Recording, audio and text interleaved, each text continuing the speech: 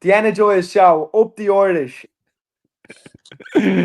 Oh my God. Okay, here we go.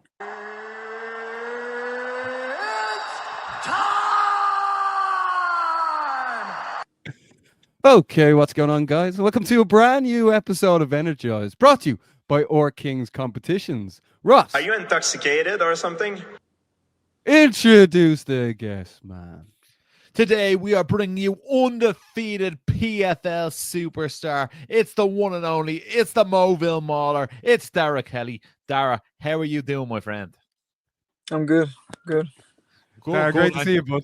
Great. Very, very good to see you. Very, very good to see you. Darragh, you're heading off to Kansas City in the next couple of days. You're going over to Wichita, fighting at lightweight. You've got a new opponent in Chucka Willis. Tell us, how did it all come about? Yeah, so this is the third opponent I've got now. Originally, I was meant to fight on the 4th of July in Saudi Arabia, and that was against Jacob Kazuba. Kazuba pulled out when, first of all, they changed it from Saudi Arabia to Kansas against Kazuba. Then he was out. Not sure why. Dylan Salvador stepped in. You know, completely different style again, from a wrestler to like a Muay Thai kickboxer. And then when Salvador pulled out, Chucka stepped in. So third opponent and second destination. Yeah, nobody wants that smoke there. Nobody wants that smoke. Well, they're also way different time zones as well. So very, very interesting. But look, probably nothing new for you having opponents change. But was the Kasuba fight something that you looked at? Obviously, he'd become a European champion. Is that something that you thought that would have been a nice scalp for you? Oh, for sure. Right? Like he's 14-0 as a pro. I think he's 19 overall. So you know, that would have been a big head to take. So I was disappointed when he pulled out. But then you know, as long as you get a fight, I couldn't really care, to be honest. So they'll come eventually.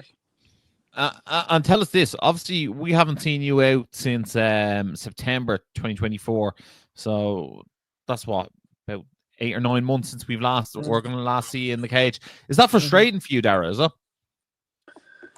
It is frustrating, but you know, there's nothing I could really do last time. I injured my knee in that fight, done my LCL, so that was me out for maybe 2 months. As soon as I was able to get back training, I went out to Thailand with my brother, and 3 days into training, then I done my AC joint, and that was the guts of 4 or 5 months out then, you know what I mean? So I feel like I'm only getting going again now. I was probably back training at the end of February.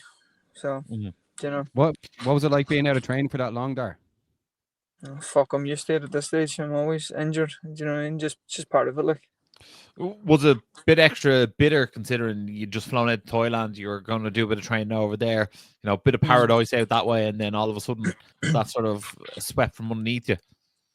I was fucking shite. I was about $3,000 down. I was out there for about 4 days training, then had to wait around a week for that's the earliest flight I could get, or whatever, it was cheapest. But I was sitting around then for a week just eating shite, feeling sorry for myself. But there's only so long you can do that. Yeah, but it's great to know you're back in action very, very soon there. How's it feel now to know you have this day, you're heading off to the beautiful state of Kansas, and you're ready to throw down on the PFL? Oh, brilliant. I can't wait. You know, I get paid again. Haven't been paid in 9 months, so as long as I can get fighting, I'm happy. It's when I'm at my best. When I'm in training camp, training hard, got routine, my diet's good. You know, that's when I'm at my happiest. So, and tell us this. Obviously, there's a lot of lightweights fighting on this card. Is this something that you're going to have your eyes on as well? Aye, for sure. You know, there's been a few things said, but if it's going to be next year, it obviously depends on this fight and maybe one more beforehand. If it's going to be next year or the year after, but you know, but extra time wouldn't be the worst thing in the world. Maybe next year, who knows? But for sure, in the near future, I'll be in there. And then obviously with the PFL, they're putting on this card. This looks like it's going to be one of their bigger cards. It's sort of in a series of runs for the World Tournament. Do you feel like that, you know, that's a real positive sign for you that you're being put on one of their bigger cards of the year. Yeah, like I didn't really think about that, to be honest, but I suppose it is when you put it like that. They also got in contact with me to step in as an alternate for one of the guys if they missed weight or whatever for the tournament. So I think that showed me that they've confidence in me and stuff, So. And I suppose that could definitely make the weight worthwhile. Like if you end up in that tournament, you definitely be a dark horse in there. You despite the fact that you're undefeated, you'd probably be an underdog just based on experience. But I think that probably sounds like something you'd relish, would it? For sure. Like as you said about the experience, we've got seven professional fights. So, you would definitely be an underdog and it'd be a massive challenge. But that's what it's all about, isn't it? We're here to challenge ourselves to see how far we can push it, and nothing will be expected of you. I'm not saying that I'd go and lose, but fuck it, if you do, you're there to risk it. So I'd go for it. I suppose the reward would definitely be worth the risk. They changed from the Moville Mauler to the Darragh the few quid fella Kelly. I'll take that any day. I'm not too keen on the Moville Mauler and so. Who gave you that nickname? Jordan Fury. I was actually saying this in an interview last day, that's why it came up. But no, it was Jordan Fury. He put it on me. So, if you could pick a nickname, what would you pick? Oh, fuck, I don't know. the King of Muff. Sure. It might be time to change that one though. Like first of all, for people tuning in, make sure to check out Darragh Kelly back in action on the 20th of June in the beautiful state of Kansas City. Darragh, look, you've a huge following. A lot of people are onto us. Why wasn't Darragh Kelly at the PFL Belfast card? Like, was that something you had your heart set on, or are you looking to be on more of these world cards? No, well, I'd love to fight in Belfast. That's through Clan Wars, I must have fought there 10 times. So it's one of the top of my list to get back there and fight in the SSE. As I said that beforehand, I was pushing to get on the card. The only thing that was putting me off pushing more, and what I mentioned before, we'll not get into that, was the injury that I was coming off, and I wasn't back to 100%. So I was like, fuck it, we'll not rush it too much. You know what I mean? But if they had if things had worked out with them, I still would have went in, even though the shoulder wasn't perfect. Yeah, that's the thing. From knowing you for so long, man, you like to push it to the limit, and sometimes you have to be held back a bit. But look, when you're on a 16-fight win streak, man, it's hard to keep you down. But Darragh, can I ask you as well about the event? What did you make the event? Because obviously you fought at Bellator Dublin's. This one seems to be quite a special one. Obviously, Paul Hughes headlined it, and that had big noise about it. But did that feel different, especially in the PFL era? Did that have a special vibe to it? I did, for sure. The last few Dublin shows, I don't know about you, but to me it didn't really feel the same as they were back, maybe 5-6 years ago, whatever. But the atmosphere. Why'd you think that? Sorry, why'd you think that? I don't know. They're not. They were selling half the stadium, weren't they? Or half the arena, sorry. And I don't know. It didn't feel the same. I suppose when it's not packed thereafter, it's not going to be the same. But Belfast, the atmosphere was incredible. Probably all down to Paul Hughes, really. But throughout the whole card too, I'd say there was 7 or 8 stoppages too. So that definitely played a part of it, Yeah. But the atmosphere, when Paul was walking out and when he won, was just, I haven't seen much like that before, so. Yeah, it was fairly special, and it's rare someone gets walked out with a musical guest as well. You know what I mean, especially on an MMA show. So I don't think I've ever seen Bellator do that. So, or PFL. So that was a pretty iconic moment for them. So look, it was great to see. And again, I think my new criticism on that card is I would love to see even more Irish fighters on that card. I feel like the Irish MMA fan base has such a cult following that I feel like regardless of what other sort of high level MMA fights you get, if there's not an Irish person standing in the blue corner or the red corner, the fans lose a lot of interest in it, and that just seems to be the way it goes. And I feel like they could have done with one or two more Irish fighters fighting on the card. Do you get that vibe, Darragh, as well? Or Yeah, for sure. And I would even if I put myself as a fan, I'd be the same. Like, I don't really care as much if I don't know some guy from England and some French guy fighting. Like, I don't give a fuck. You know what I mean? If it's two Irish boys, and even if the level's lower, I'll be more inclined to go watch. yeah, exactly. Yeah, like I think there was massive eyes on Nahome and Corey McLaughlin. I think that fight had a massive, and I think we saw it also at Cage Warriors Dublin recently when a bit of Irish on Irish violence every now and then. I think Darragh Toman fought Alex O'Sullivan, Joe Doyle fought Kyo. You know what I mean? Like, the Irish fighters going toe to toe. Kenny against Matthew Elliott. Matthew Elliott as well. Like the Irish fighters who are going toe to toe, like it gets a lot more eyeballs. Like and the sort of the fan base that you guys are looking to get as well. You know what I mean? So it is something interesting that we will see. Who knows? Maybe in 3 years' time, we'll see headlines: Darragh Kelly versus Paul Hughes for the lightweight belt. What would you make of that, Darragh? Who knows? Maybe down the line now. Yeah, I want to see Darragh fight Kieran Clark and Nathan Kelly. He has to fight Nathan Kelly. There can only be one Kelly on top. So he has to fight them both at the same time. Yeah. Don't forget about Nate the Great as well. He could Like your brother as well, Ryan. Yeah. There we go. Don't forget Jordan Fury as well. Get him involved. Why not? But look, first of all, Darragh, like we actually can't wait to see you back in action. But like, who are you bringing over with you? And I'm sure there's been a lot of people around Donegal knocking on the door for a few tickets. Jordan Murr, my boxing coach, and Cian McCartan's coming out with me tomorrow, and then Dave Roach is flying out on the Tuesday fight week. Nice. And fair play to Jordan Moore. He seems to be doing quite a bit of work with MMA fighters. Do you go to fighter? I go to Jordan twice a week. No, I can't thank him enough for all he's done for me. Like, I think I went to him for the first time probably last April, and the difference is just night and day. Like, I was uncomfortable on my feet.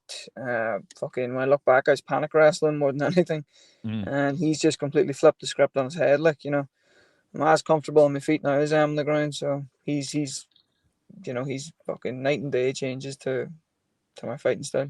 And tell us this, obviously, people have always fawned over your physique. People have always said, Darragh Kelly, people don't know how you ever made featherweight. You know what I mean? You have absolute, if MMA ever failed, you could go with the bodybuilding.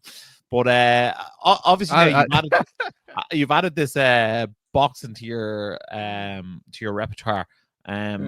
Could we see more knockouts from you? Because obviously, people couldn't deal with your power in the grappling. Is there a lot of power in these hands now? Well, that's what he's telling me. And I have to shut a few of my friends up. They're calling me pillow hands a bit too often. 16 fights and 0 knockouts. It's not very good, is it? So that's not the new nickname, is it? There, pillow hand. That could be the one. Pillow hands. Bunner would be right and happy about that all the same. So we couldn't give him it. But it probably doesn't help when you one of your best MMA mates is Jordan Fury, and like he's got absolute hands of stone. Yeah, he doesn't know what it's like to submit a man, though. I keep telling him it's just to break that man's will. And the crowd just hates knockouts and they love submissions. Like, so he'll get it one day. Like, yeah, no, he needs to practice cage wrestling. That's where it's really at. Well, people getting called out against the cage, yeah. Man, many people getting called out in this show. Jeez. Ruthless, lads. Ruthless. But no, I'm looking forward to seeing that as well, because I think maybe if you were lining someone up against you, you'd be like, right, he's got very, very good grappling, trying to keep the fight on the feet, and you sharpening those stand-up skills is gonna really plug any holes that were in your game. So I'm looking forward to seeing that more than ever. What do you know about Chuka Willis as your opponent? I haven't really got to see his most recent fights. I can't find them. But from what we've seen of him, he's he's got boxing skills and he's got wrestling skills. Does he put them together? Well, I don't know. I think he likes to box more than anything. But I think he's a better wrestler than he is boxer. He's tough. He's what is he, 15-7. He's got more than 3 times the experience I have. I think he has 40 something MMA fights combined with amateur, and then he's got 20 odd boxing fights as well, pro. So the guy's experienced, like, you know what I mean? Yeah, well, like, look, he's called the Lion King as well. So you know, I mean, you'll just have to show him who Mufasa is on the day, you know. Get the Disney references in here and all. I can't help you out in that one. I don't know enough about it. Like, well, in fairness, that's about the extent of my my Disney knowledge as well. But sure, look, movies, we'll throw it there. Yeah. No, but look, I'm just delighted that he's stepping up the plate. Yeah. I was going through his record, and the only person I've seen him fight who I knew is he had lost to Sadiq Yusuf in 2017. So I was like, oh, maybe you'll find that. But then again, when you are watching footage on someone, what's the furthest back you'd actually go? Because, you know, I mean, watching footage of someone in 2017 probably isn't relevant, you know. Yeah, like I seen a couple of them were like, I don't know if I got one a couple of years ago, and then I got a couple from 3 years ago. Probably 4 or 5 years max. Like, you know, even 5 years is probably no point in watching it. Yeah, and tell us this. Obviously, when you are watching tape, do you like to watch it by yourself? You know, will you watch it Dave Roach? Will you watch it with your brother?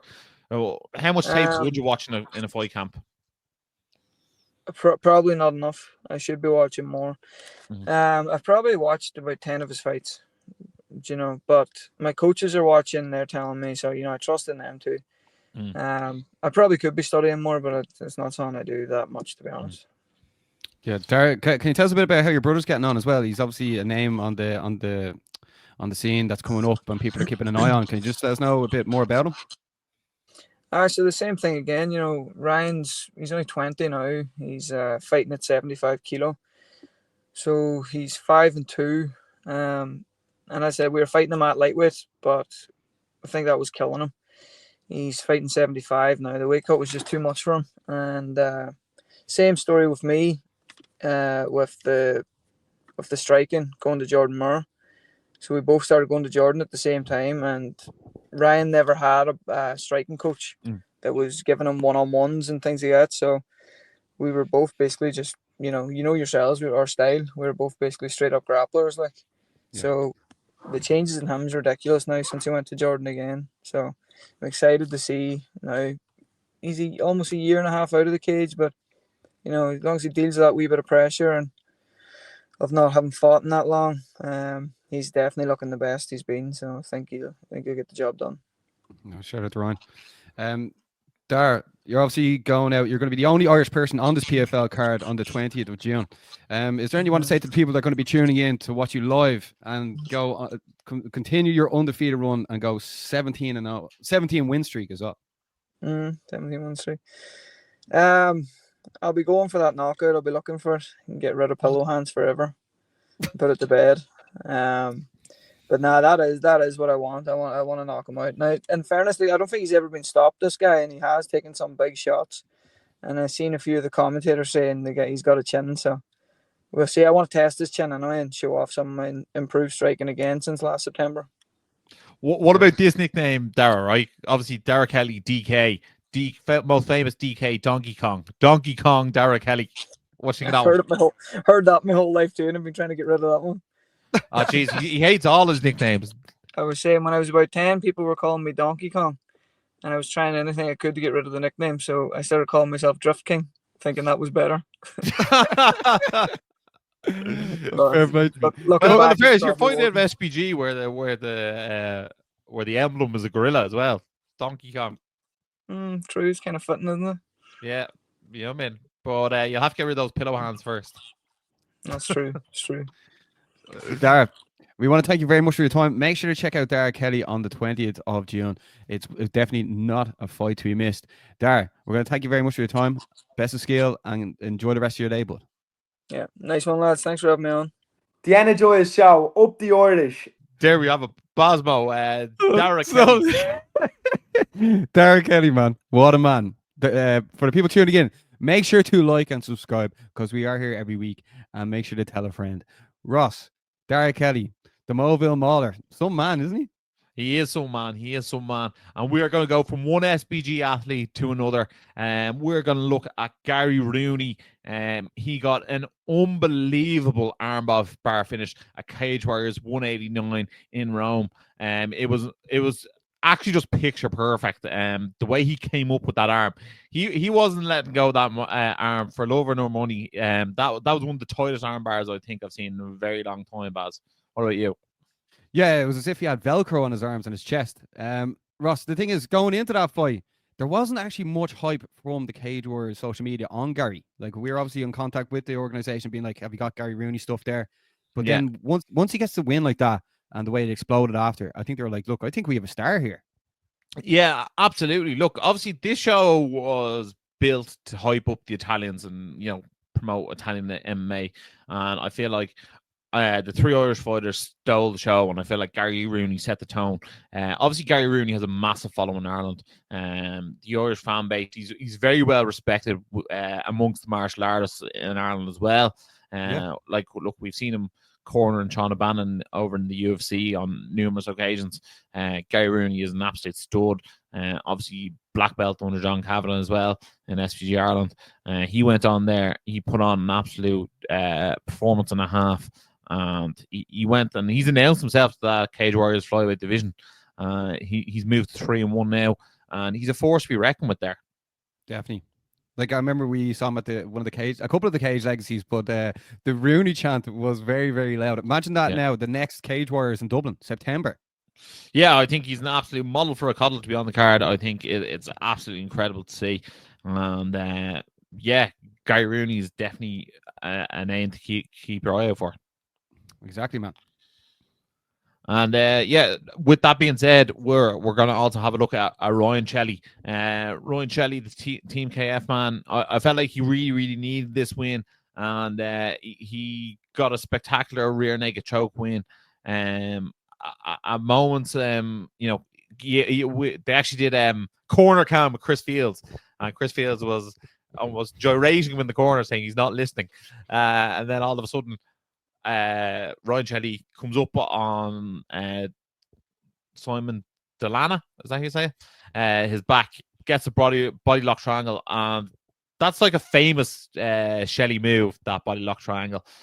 He got that in, and he was stuck there for the rest of the round, and he eventually sunk in the rear naked choke. And look, Delana had no option to tap. Ryan Shelley has asserted himself back in the upper echelon of this featherweight division, Basmo. Yeah, well, the thing is, Ryan was getting a huge push, and then when Cage Warriors went to the Tree Arena, he was in that title contender fight against Tobias Torella. I think like Ryan's after going back now, reassessing everything, and then getting a win like that against the hometown favorite who was definitely getting a push. Ryan is back in the mix, and it'd be interesting to see what he does next. Yeah, and absolutely. He should definitely be on that Cage Warriors Dublin card as well. 100%. I'd love to see it. I know people weren't mad on the fight stylistically wise, but I don't know. I think him versus Matthew Elliott too could be an interesting fight. That would be interesting, actually. Yeah, I'd definitely be here for it. I definitely love to see how it would play out compared to the first one. But we'll see what Ian Dean and the matchmakers at Cage Warriors decide to do with that.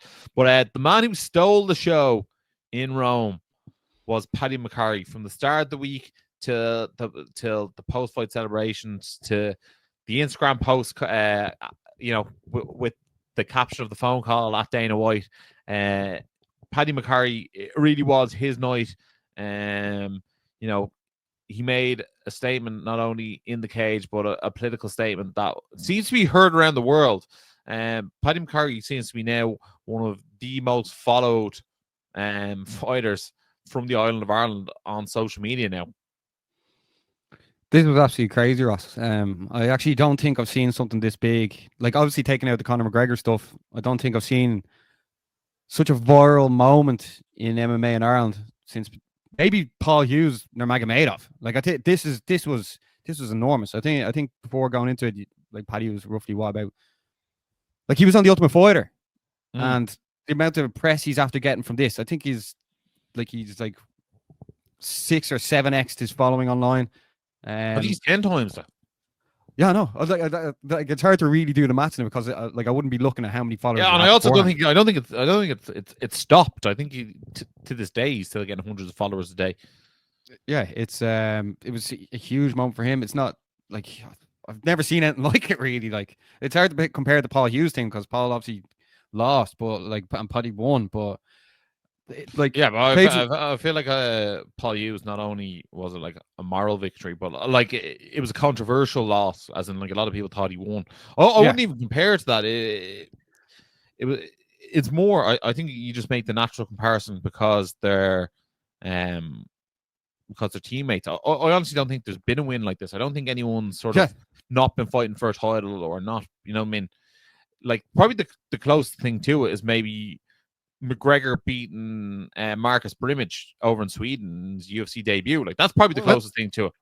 Well, the thing is, I was trying to take out the McGregor thing because that goes viral all the time. But I'm talking about McGregor. You know, first fight in the UFC, and like that level of virality or that level of like, you know, people from all over the world paying attention to this Irish fighter. You know.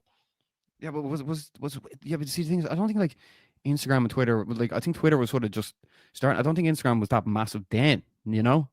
I think this is a new movement that I haven't seen before. So it's just like who? Okay, give me your top 3 biggest wins in Irish MMA over the last 5 years. Take away Conor McGregor, obviously, as in virality wise. Probably Paul Hughes versus AJ McKee, let's say. Yeah. Okay. Maybe Ian Gary over Neil Magny, but I feel like that was a lot to do with like what was said before and after in the press conferences. I felt like that one had a lot. There's no wrong answer here, like I still think the Paul Hughes losing to Magomedov was huge. Yeah, well, I don't really want to pick where someone lost because it's harder to compare. Yeah. Also, I feel like that was a lot to do with like the back and forth after with Khabib and Paul in the cage. I just don't think where a fighter's gone and won and then made like a political statement has ever been praised so much. If that makes sense. And I mean in terms of like anywhere in the world where someone's basically had, we'll say 10,000 followers, now it's 120,000 followers based on an impressive win with the like political statement to go with it. You know what I mean? I feel like it was the perfect storm.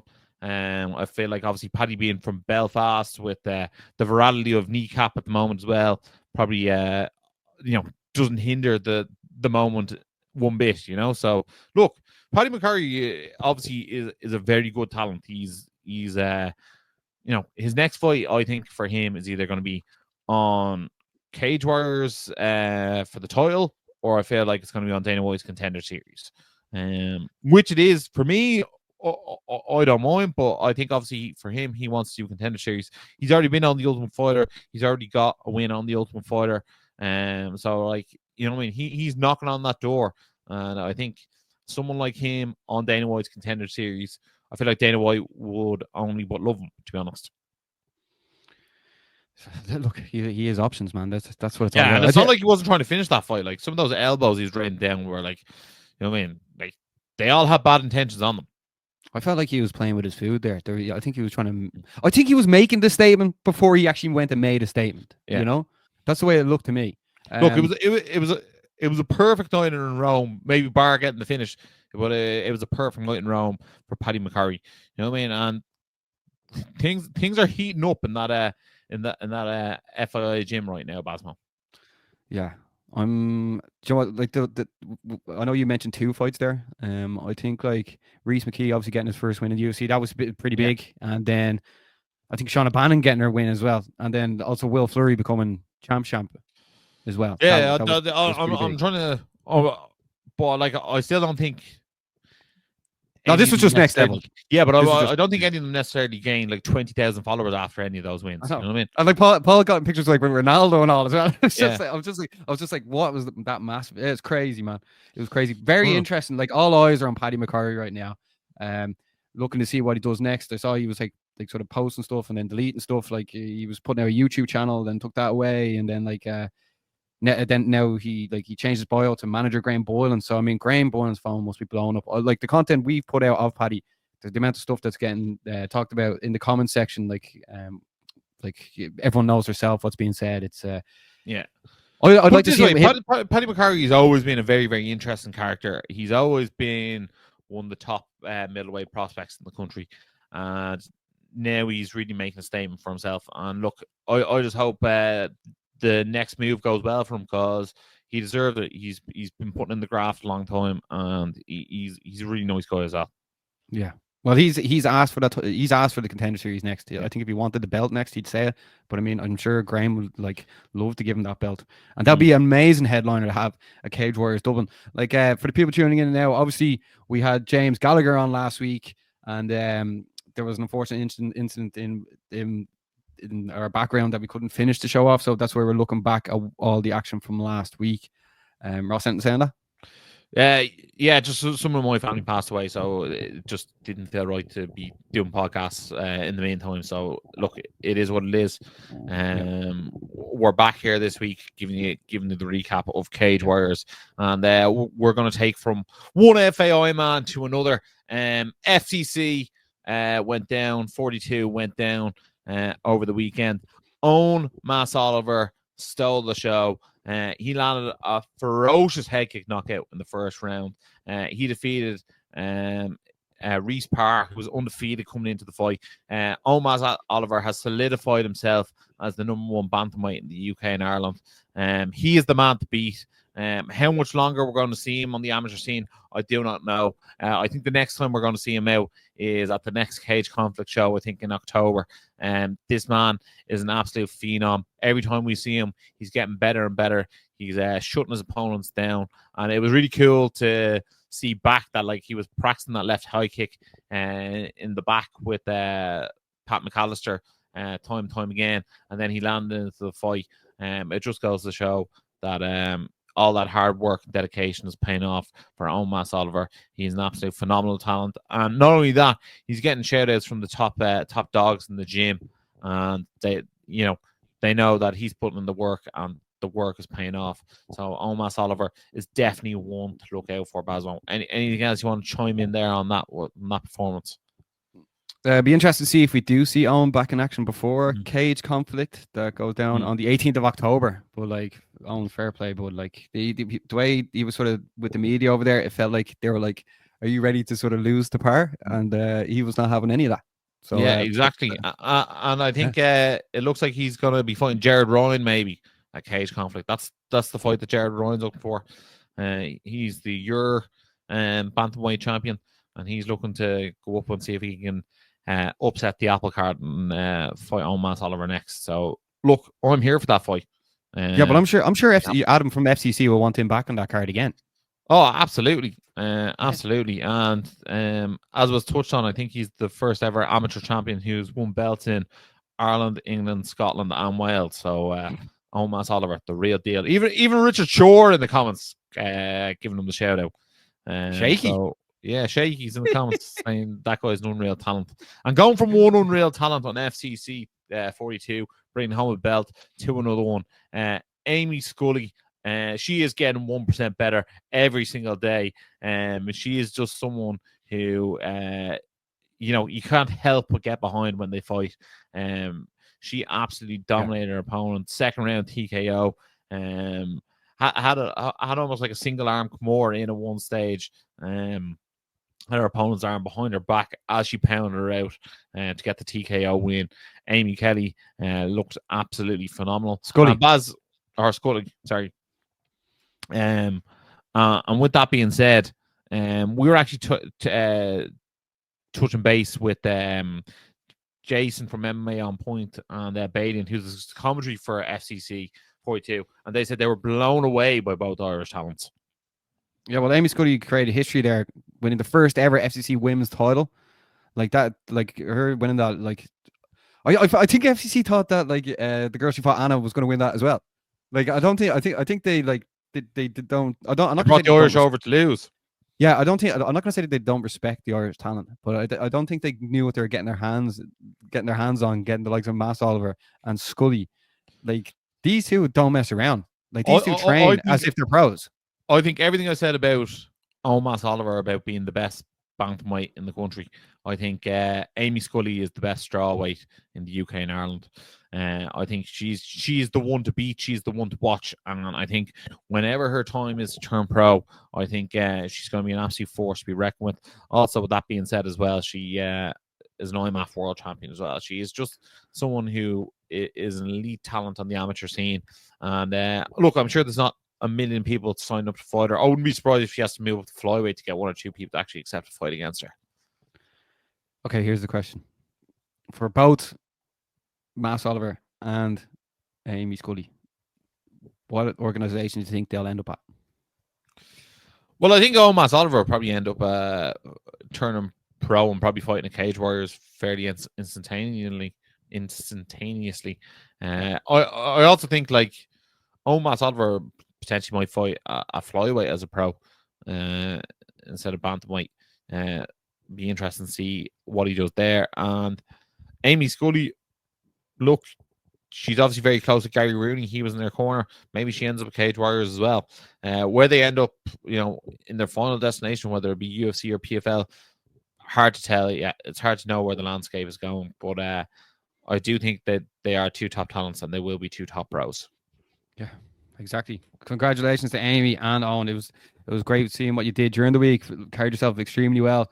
And like for the amateurs coming up, like take a note of what those two are doing, because we said ages ago, Amy Scully is creating some of the best content on social media by herself every day, and she's definitely one to follow.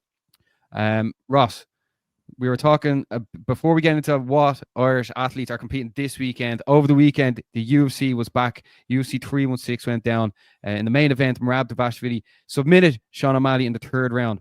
Ross, first of all, what did you make of the fight? And second of all, where does Merab Dvalishvili go from here? For me, I think, look, Merab had already won once. I feel like a very good grappler like him is going to get the read on O'Malley from the first fight and be able to put him away second time out, and that's what happened. In terms of where he goes next, I think it's probably going to be Corey Sandhagen next.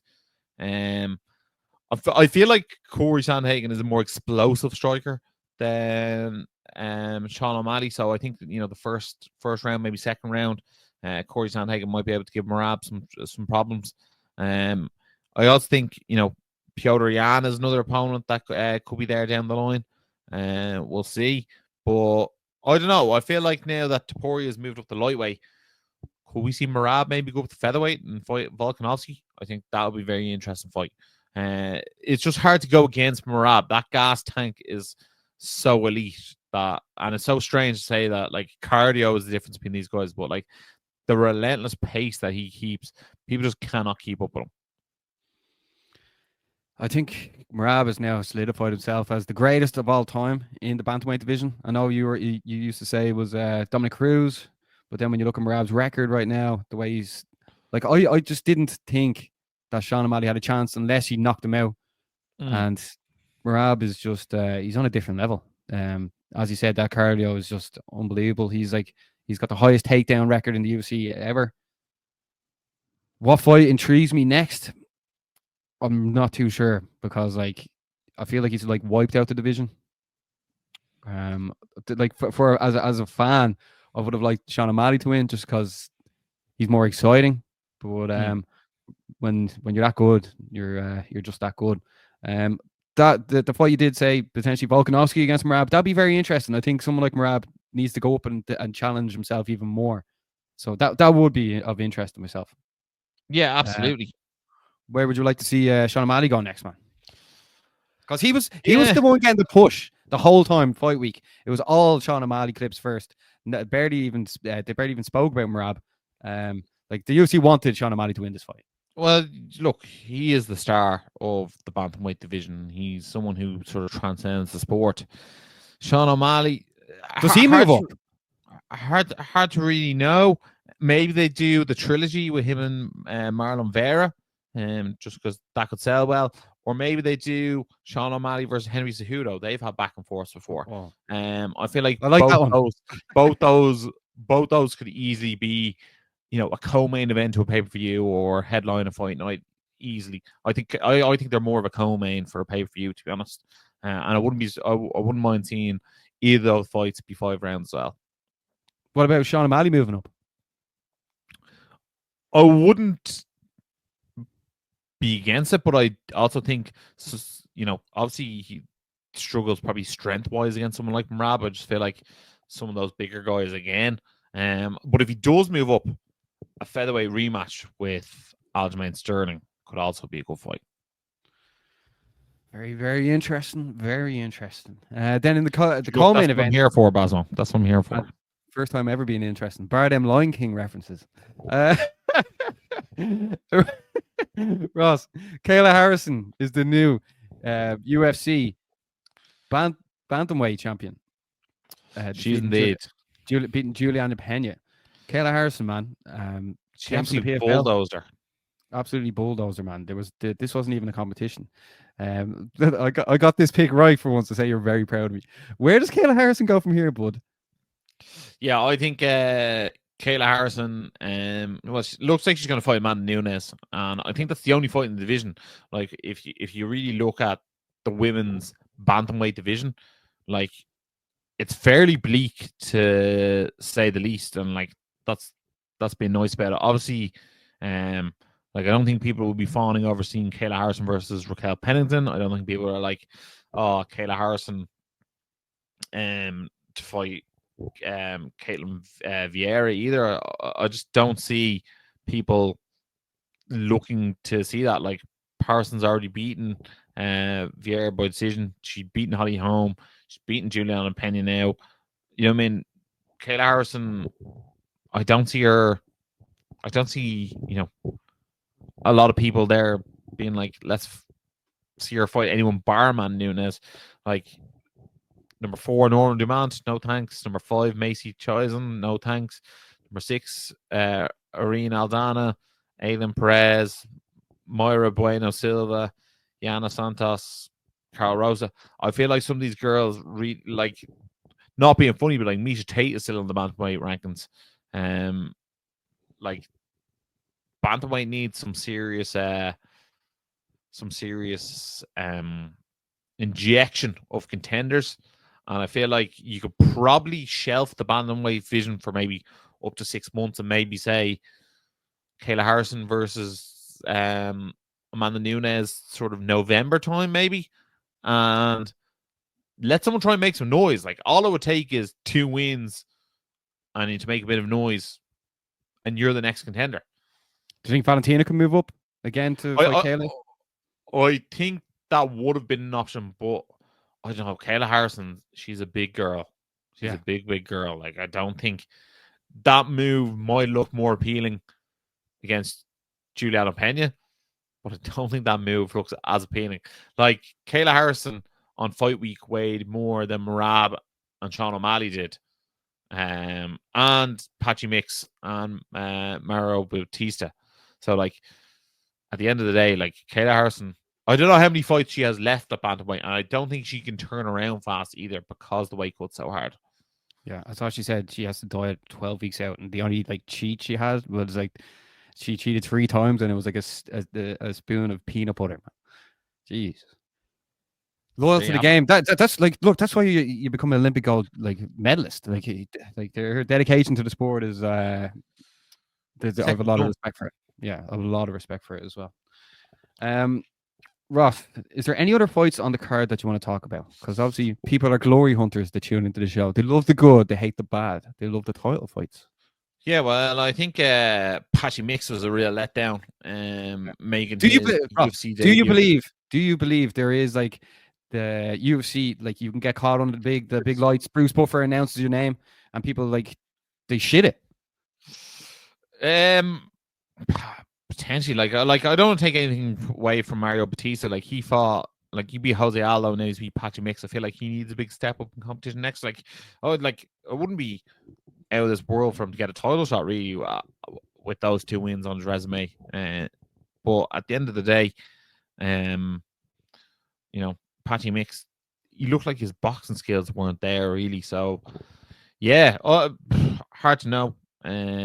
I want to say a big shout out to Kevin Holland. Like that was a very impressive submission win over Vicente Luque. Also, I really admired post-fight comments from Kevin Holland, being like, "Just keep on letting me fight the old guys. I don't want to fight any of these young guys." And then Joshua Van as well, a flyweight.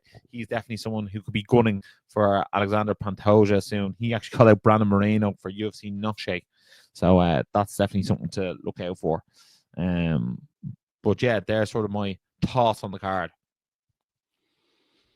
Fantastic thoughts, Ross. Jeez, what would I do without you? I don't know, but let's go back close to home, Basmo. Who's the fighting Irish this weekend? Okay, so this week there's plenty of action for all all you combat sports degenerates. Going down on Thursday, Ross. We have UAE Warriors. Fufu Fares from SPG Cork is making his pro debut on the card, and Amram Shaban, lineal UAE Warriors welterweight champion, you could say, is fighting on the card as well. So there's 2 Irish fighters on the card. There's also a PFL card going down that night as well. Then going on to Saturday night, the UFC is back. Kamaru Usman faces Joaquin Buckley in the main event. Ross, who are you backing for that? I think I like Buckley now. You know that. I also think I want Buckley to win as well. I'm going to go with Usman with that. Okay. Then we had James Gallagher on the show last week. It went down a treat. He is fighting on Munir Laziz's 971 FC in Dubai, the second event they've ever had. This one's going down the Coca-Cola Arena. So make sure to check out that with James Gallagher back in action. And like when we had him on, his energy was just, he was in Zen mode. It was very impressive to see. I'm looking forward to seeing James back. Ross, yourself? Yeah, absolutely. I think James Gallagher is one of the biggest talents that this country's ever produced. He's also one of the loudest characters, and he's one of the most must-see characters. So I'm dying to see James back. He looks like he has a point to prove, and he hasn't been given an easy out. Suarez is, I think, 14-3, so it's going to be a tough one for James. But look, I expect him to get the back and get the choke done. Rear naked choke for James Gallagher. Let's go, baby. Test drive that new stripe on the black belt. Then also SPG Ireland's Shane Mullen makes his pro debut at Tower Cage Fighting as well. So we'll be keeping you up to date on that as well. And then also there was a massive Muay Thai event going on this Saturday. It's called the Takeover. There's a load of great fights on it, but in the main event, Dano O'Toole against Tom Keogh is a fight definitely not to be missed. Brick Nasty was onto us, the Irish musician who will be supporting Kneecap across America and Canada, was onto us asking who do we think will win that. And obviously we said both lads are very talented, and then we let the people decide. So we put a poll out, and the fan favorite at the moment is Tom Keogh as well, Ross. And then to wrap things up on Sunday, Levels Fight League 18 goes down, and SVG Charlestown's Jenderson Castro competes on the card. So Ross, there is action Thursday, Saturday, Sunday, and as always, we'll be back next Monday with another guest. That will be another very exciting guest, Ross. Ross, anything else you want to say on another action-packed show? No, this show, as always, we try and bring the heat. Another big guest on, Darragh Kelly fighting over in Kansas City, Wichita. We can't wait to see that. We do appreciate your support. So if you are listening to this video and you've got this far, make sure to like, share, subscribe, and as always, stay energized. The Energized Show, up the Irish. It's the face that runs the place, Chaos Curtis. I want to thank the Irish MMA community so much for getting behind me. Yup, the Chaos Cartel.